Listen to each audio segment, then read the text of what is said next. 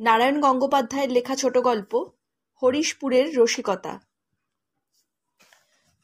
পৃথিবীর সব লোককেই বিশ্বাস করতে পারো, কিন্তু হরিশপুরের লোককে কখনো বিশ্বাস করো না, ভুলেও না।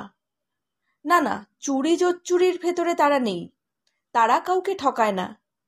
এই কলকাতা শহরে একজন পকেটমারও হরিশপুরের লোক নয়, এ কথাও আমি হলফ করে বলতে পারি। তারা কেউ বদমেজাজিও নয়, গায়ে পড়ে কখনো ঝগড়া করে না।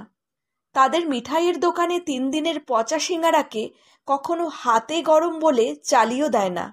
আসল কথা হলো, কথাটা আর কিছু নয়, হরিশপুরের মানুষ একটু রসিক, খানিকটা বেশি মাত্রাতেই রসিক। কি বলছো? রসিক মানুষকে তো ভালোই লাগে। হ্যাঁ, আমারও লাগতো এক সময়, কিন্তু সেবার বরযাত্রী যাওয়ার পর। আচ্ছা, খুলেই বলছি তাহলে। আমরা 4 জন একই অফিসে চাকরি করি। আমি, নিতাই, নেপাল আর বিষ্ণুপদ। দারুণ বন্ধুত্ব আমাদের ভেতর। একসঙ্গে পকোড়ি কিনে খাই, সিনেমার টিকিট কিনি, মোহনবাগানের খেলা দেখতে যাই। মোহনবাগান জিতলে 4 জনের ছাতা জুতো হারিয়ে যায়, আর মোহনবাগান গোল খেলে গলা জড়াজড়ি করে কাঁদতে বসি। আমাদের সেই বিষ্ণুপদর বিয়ে ঠিক হয়ে গেল হরিশপুরে। তখন হরিশপুরের মহিমা কে জানত। আমরা 3 বন্ধুই খুব খুশি হয়ে উঠলুম। বিষ্ণুপদ বললে, আমার বিয়েতে তোরা যাবি তো? আমি, নিতাই আর নেপাল একসঙ্গে বললুম, নিশ্চয়ই নিশ্চয়ই। আমরা বরযাত্রী না গেলে তোর তো ভালো করেই বিয়ে হবে না। কিন্তু বিয়ের দিন বিষ্ণুপদর সঙ্গে বেরুনো গেল না। সরকারি অফিস, তাই অসম্ভব কাজের চাপ পড়েছে। বন্ধুর বিয়ের জন্য ছুটি চাইতে গেলে পুরো একটা দিনের মাইনেই কেটে নেবে।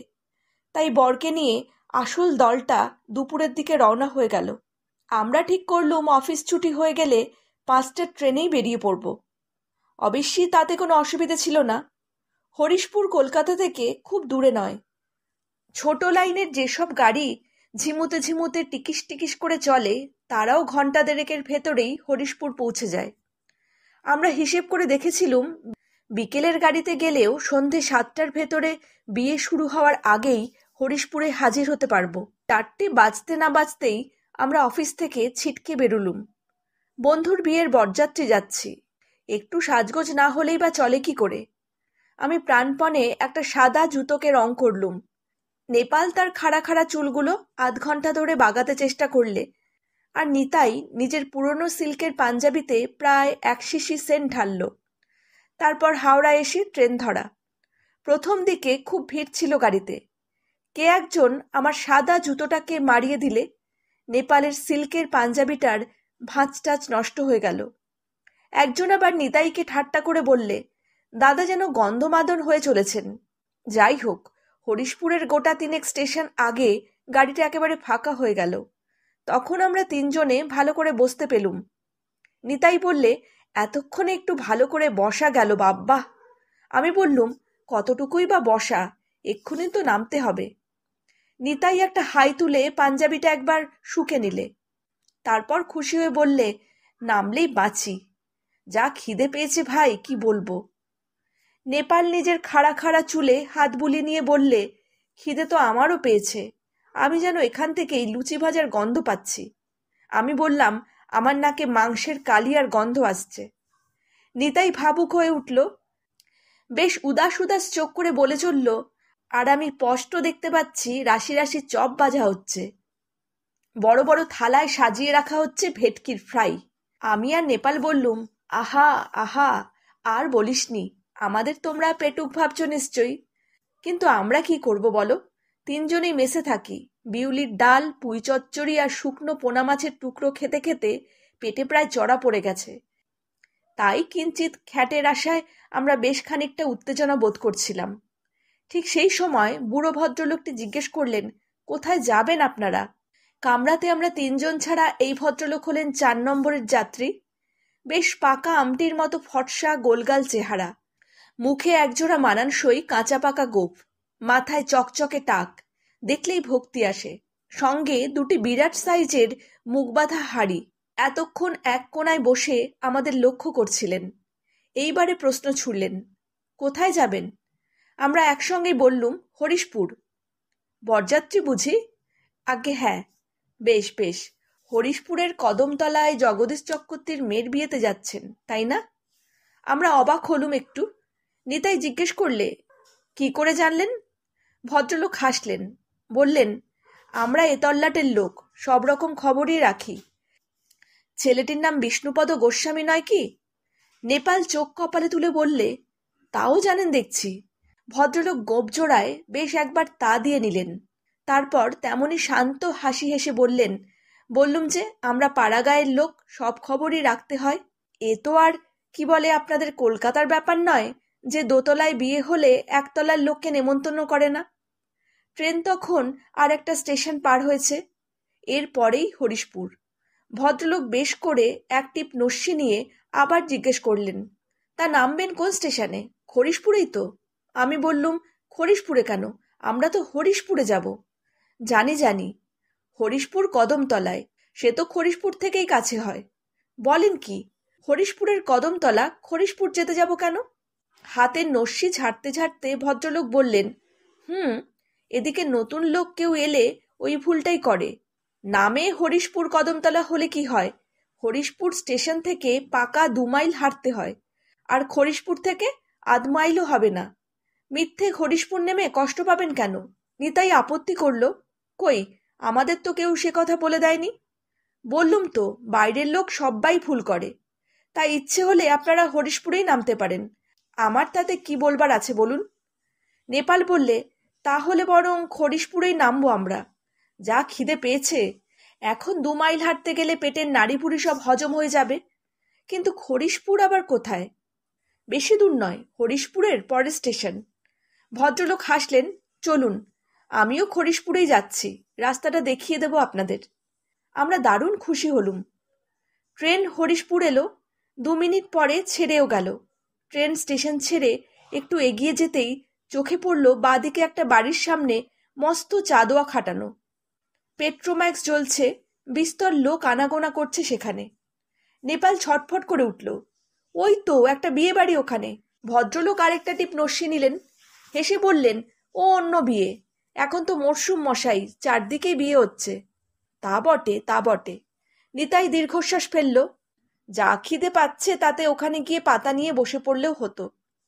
ভদ্রলোক বললেন, তা মন্দ নয়, আমিও একবার ভুল করে আর এক বিয়ে বাড়িতে চলে গিয়েছিলুম, সে যা কাণ্ড। বলে বেশ একটা মজার গল্প জুড়ে দিলেন। দেখলুম লোকটি ভারী রসিক। আমরা প্রাণ খুলে হাসছি। এমন সময় ঘটাং ঘটাং করে গাড়ি হরিশপুর পৌঁছে গেল। হাঁড়ি দুটো তুলে নিয়ে ভদ্রলোক বলেন, নামুন নামুন, গাড়ি এখানে 1 মিনিটের বেশি দাঁড়ায় না। আমরা চটপট নেমে পড়লুম। ছোট্ট স্টেশন, ঘন হয়ে অন্ধকার নেমেছে, ঝিঝি ডাকছে ঝাঝা করে। দূরে কাছে কয়েকটা মিটমিটে আলো। স্টেশনের পাশেই গোটা 2 দোকান দেখা যাচ্ছে। ভদ্রলোক বললেন, স্টেশন থেকে বেরিয়েই 2টো পিপুল গাছের তলা দিয়ে যে রাস্তাটা বাঁদিকে গেছে তাই ধরে এগোবেন। খানিক দূর গেলেই একটু জংলা মনে হবে পথটা, তাতে ঘাবড়ে যাবেন না। তারপরে একটা ছোট নালা, বাঁশের পুল রয়েছে, সেটা পেরুলেই। স্টেশন মাস্টার টিকিটের জন্য এগিয়ে এলেন। তারপর ভদ্রলোককে দেখে একগাল হেসে অভ্যর্থনা করলেন। মুখুজ্জমশাই আজ এখানে যে? একটু কাজে আসতে হলো। শুনুন, ওরা 3 জন কলকাতা থেকে আসছেন, হরিশপুরের বদলে ভুলে হরিশপুরের টিকিট কেটেছেন, বাড়তি কিছু দিতে হবে নাকি? ঠিক আছে ঠিক আছে। রেল স্টেশন মাস্টার আমাদের টিকিট নিয়ে চলে গেলেন। আমরা মুখুজ্জমশাইয়ের ওপর আরো খানিকটা কৃতজ্ঞ হয়ে উঠলুম। নিতাই জিজ্ঞেস করলে, আপনি কোথায় যাবেন? আমিও যাব ওই দিকটাতেই, তবে একটু দেরি হবে আমার। 10-12 মিনিটের ভেতরেই উল্টো দিকের একটা গাড়ি আসছে, তাতে আমার এক বন্ধুর আসবার কথা, সেও এদিকে নতুন লোক, একেবারে তাকে সঙ্গে নিয়েই যাব। কিন্তু আপনারা আর দেরি করবেন না, এগোন। না, দেরি করা চলবে না, পেটে আগুন জ্বলছে। নেপাল আগেভাগেই পা বাড়ালো। ভদ্রলোককে ধন্যবাদ আর নমস্কার জানিয়ে আমরা দুজনেই নেপালের পেছনে চলতে শুরু করে দিলুম। ভদ্রলোক ডেকে পড়লেন, কিছু অসুবিধে হবে না, এগিয়ে যান। পিপুল গাছটার তলা দিয়ে বাঁয়ের রাস্তায় আমরা চলতে শুরু করলুম। দুধারে ছোট বড় কয়েকটা বাড়ি চোখে পড়ল বটে, কিন্তু কোনোটাকেই বিয়ে বাড়ি বলে মনে হলো না। খিদের তাড়ায় হনহন করে আমরা হাঁটতে লাগলাম। মাটির পথ, অন্ধকারে একটু অসুবিধেও হচ্ছিল, কিন্তু আধ মাইলের তো ঝামেলা, দেখতে দেখতে পেরিয়ে যাব। কিন্তু কোথায় সেই আধমাইল? একটু পরেই দুপাশে শুরু হলো ঘন জঙ্গল। এত অন্ধকার যে চোখ আর চলতে চায় না। চারপাশে খালি অসংখ্য জোনাকি জ্বলছে, আর মাথার ওপর ঘনিয়ে এসেছে নিবিড় কালো মেঘ। আমি একবার পা পিছলে পড়তে পড়তে সামলে নিলুম। নিতাই একটা হোঁচট খেয়ে দাঁড়িয়ে পড়ল। এই ন্যাপলা, ব্যাপারটা কি বলতো? এ কিরকম বিয়েবাড়ির রাস্তা? নেপাল মোটা মানুষ হলে কি হয়, খাওয়া দাওয়ার ব্যাপারে সে চিরকালই অত্যন্ত উৎসাহিত আর দারুণ রকম তৎপর। নেপাল বলে, দাঁড়াসনি, চল চল, মোটে তো আধমাইল যেতে হবে। আধমাইল কাকে বলে আমি জানি নে। নিতাই চটে গেল। সেই তখন থেকে হাঁটছি, বাড়ি নেই, ঘর নেই, কেবল শাসা করছে অন্ধকার জঙ্গল, যেন আফ্রিকার বনের ভেতর দিয়ে চলেছি। নিশ্চয়ই রাস্তা ভুল হয়েছে। নেপাল বললে, রাস্তা ভুল হবে কেন? ভদ্রলোক যেভাবে বলে দিয়েছেন সেই ডিরেকশনেই তো চলেছি, আর কোনো রাস্তা তো এদিকে দেখিনি। নিতাই গো গো করে বললে, দূত্তর ডিরেকশন, যা জঙ্গল চারিদিকে। বিয়ে বাড়িতে ভোজ খাওয়ার আগে বাঘেই আমাদের ভোজে লাগাবে মনে হচ্ছে। আমি বললাম, পাড়াগাঁয়ের রাস্তা একটু জংলা হয়ই, আর একটু এগিয়ে দেখা যাক। কিন্তু বেশি দূর এগোতে হলো না। হঠাৎ রাস্তাটা শেষ হয়ে গেল। তারপরেই দেখা গেল ঢালু পাড়ির নিচে খানিকটা জলের রেখা, আর একধারে ভুতুড়ে চেহারা নিয়ে একটা বাঁশের পুল দাঁড়িয়ে। নেপাল খুশি হয়ে বললে, ব্যাস, এই তো এসে গেছি। এই সেই নালা, আর এই পুলটা পেরোলেই। নিতাই বললে, নালা? এ তো দস্তুর মতো নদী দেখছি। আরে, এসব দেশে নদীটাকেই নালা বলে। পাড়াগা তো।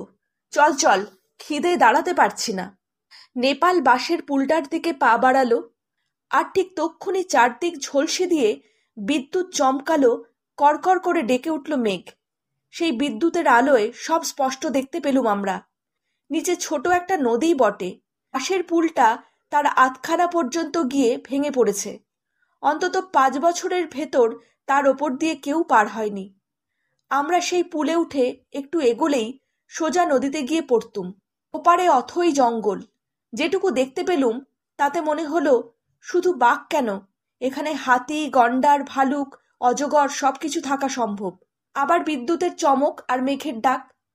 আর নদীর এপারে এবার যা আমরা দেখতে পেলুম তাতে আমাদের চোখ সোজা কপালে উঠে গেল। ভাঙা কলসি, কয়লা, ছাই, আর কয়েকটা আধপোড়া বাঁশ। একটা দড়ির খাটিয়া তাদের মাঝখানে আকাশে 4 পা তুলে উল্টে পড়ে আছে। আমি বললুম, শ্মশান।